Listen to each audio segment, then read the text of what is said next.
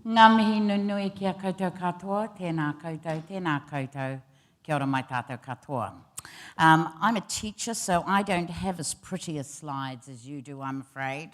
I have wordy ones, and the theory is, if I go like that, wordy bits will come up, which is always useful when you're a teacher. So that's a little bit about me, my name, and a little bit about my background. So those are my tribal affiliations, Ngāti Kauki Whangaroa, Te Rāroa and Ngāti Kuri.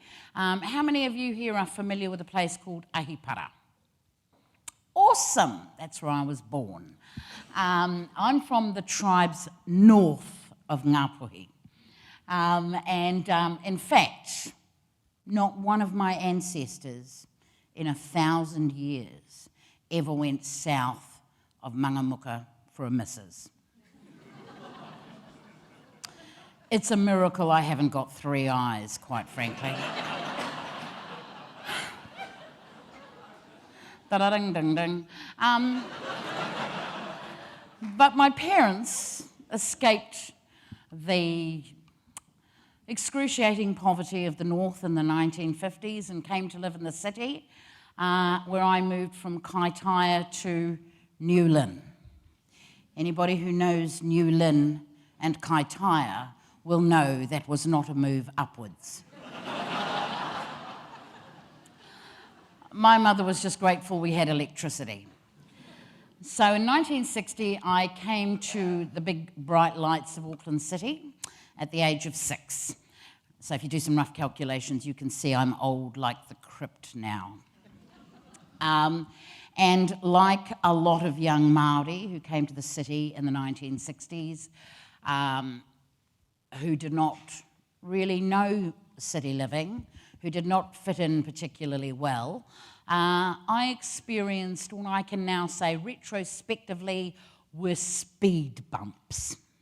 To the extent that by the time I reached 14, I was apparently, according to my headmistress at Kelston Girls High School, ineducable with a very bad attitude. So they tossed me onto the streets at the age of 15, where I thought I would live a life just like my sisters and my brothers.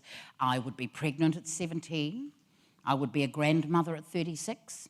I would be a great-grandmother at 55. I would be toothless. 1 out of 5 ain't bad. But that was not to be because of an accident of fate, meeting some people who helped me to see that the world was more than spending my life at Crown and Potteries, which is not to besmirch those who worked in the factories which built the economic foundations of our nation. That was what my parents did throughout their working lives so that they could create a better life for their children. When they saw me tossed out of school at 15, they assumed they had failed miserably at that task. So I was extremely grateful some 15 years later at the age of 30 when I finally got to enroll at university that at least my mother was alive to see that her investment in me had begun to pay off, albeit very late in her life.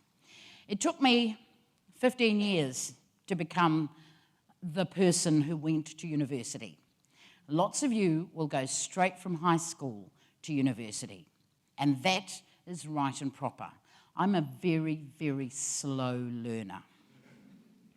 It took me a long, long time to figure out that I might be smart. Smart and Māori was kind of an oxymoron in the 1960s. What we were was lippy with a bad attitude, and every time we got grumpy, we'd go for a walk. Some of those walks transformed our country, and I'm very proud to live in that country today. But as I said, I'm a bit of a slow learner. So it took me a wee while to get myself off to university. I started in 1986, so next year it will be 30 years that I have been coming to universities. I am living testimony to the theory that if you hang around a university long enough, they will give you a job.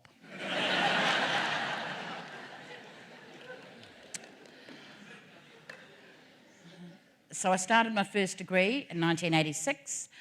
I had found myself 29, 30 years old, abandoned with a newborn child. And again, I'm very grateful to live in a country that has a social security basket that allows people in that position to receive an investment from the state. And in my case, it was called the Domestic Purposes Benefit. I was on it for 3 years. It enabled me to finish my first degree. I'm grateful, but I'm also aware of the fact that for the last 20 years, I have paid more in taxes every year than I received each year on that benefit. So I think that was a pretty good investment in the future of the country. My first degree was in sociology and Māori studies, finished it in 1990. All my sociology mates were unemployed, so I thought I should change my degree direction for my second degree. All my mates who went into commerce looked like they had flash cars, so that's where I went for my master's degree. And along the way, I was able to do research on myself, on Māori women and leadership, and that was very innovating for me personally because it enabled me to study my history, to study the truth of our history as a nation, and to find things that I would never otherwise have found out in an education system that had failed me. So I got my master's degree, and then I got bored with being an academic, as you do every now and again. So I went off to save the world by working for Greenpeace for a couple of years, and then I came back because actually universities are pretty cool places to hang out. And so began my journey towards my PhD. You can see, if you are numerically literate, that there is a 17-year gap between my master's and my PhD. Like I said, I'm a slow learner. It took me a long time to figure out the question that I wanted to devote a number of my years, the years of my life, to answer. And as was stated, thank you, my subject was around Māori entrepreneurship and screen production because I'm passionate about screen production. Screen production is just storytelling in pictures. And if you come from an oral culture, that is what we do all the time. We use words to tell pictures, to tell stories, to maintain our identity, our language, and our sense of well-being. And so I wanted to know why and how that had worked for some of our people. So that's a little bit about my academic journey, a little bit about the geographical journey that I went on, but really the points I wanted to share with you relate to some of the things that I learnt along the way. One of the first and most important things was self-belief. And if you've grown up in a community that does not believe in you or that does not know how to show that you are worthy and that you are brilliant and inspirational and intelligent, it's hard to believe in yourself. That's something that's got to come from within you. But you are fortunate if you are in a community, whether it's a family, a school, a whānau, a sports code, whatever, that helps you to boost your belief in yourself. Because if you're surrounded by naysayers, by bullies, and by negative energy, you will never reach your full potential. You will start to believe the naysaying. So first and foremost, find people that will give you that. Seek them out. Be that for other people. Do not be the naysayer. Do not be the doubter in your community. Because what you give out, you will receive back. Education is important, regardless of your age or your interests. Learning is a lifetime journey. I'm flippant about the fact that I have spent 30 years hanging around a university, but it has transformed my life and those of my whānau. I was the first person in my family to go to university, but now it is a norm. All of my children realise they actually have no choice in the matter. Most of my nieces and nephews have embarked on that journey, so it just takes one person to change the tide, to influence your whole community. Travel is a bonus. You can never really appreciate here until you've got over there to compare it with. I'm enormously proud of being part of this nation, this country, this work in progress. There are times when I am very angry about the things I see and experience in this country, but most of the time I'm incredibly proud to go out into the world and say I'm a New Zealander. I'm a Māori and I'm a New Zealander. And we are doing things that lots of other nations in the world are wrestling with. We are dealing with and we are facing issues around race, around sexism, around institutional racism in a way that's innovative and interesting and something that all of you should feel equally proud about.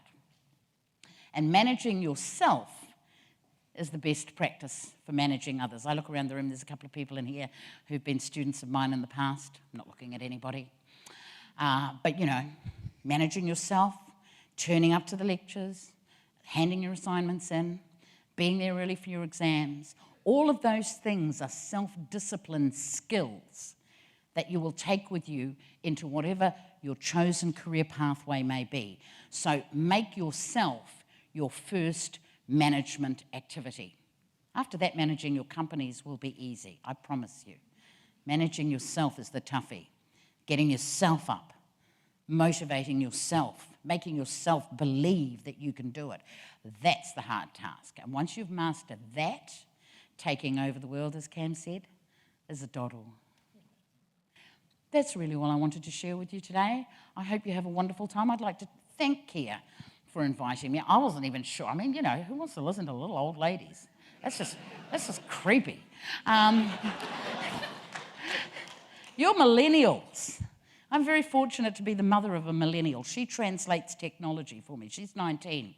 I learn from her every single day.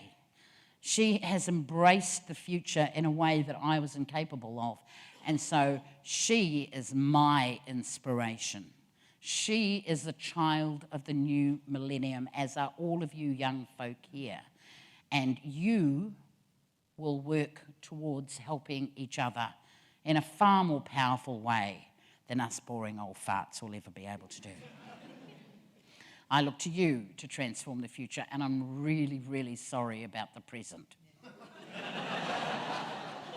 It wasn't me personally that dumped all that rubbish in the Pacific, but I'm sure I contributed to some of it. So, here's to the future, and here's to every single one of you. Kia kaha.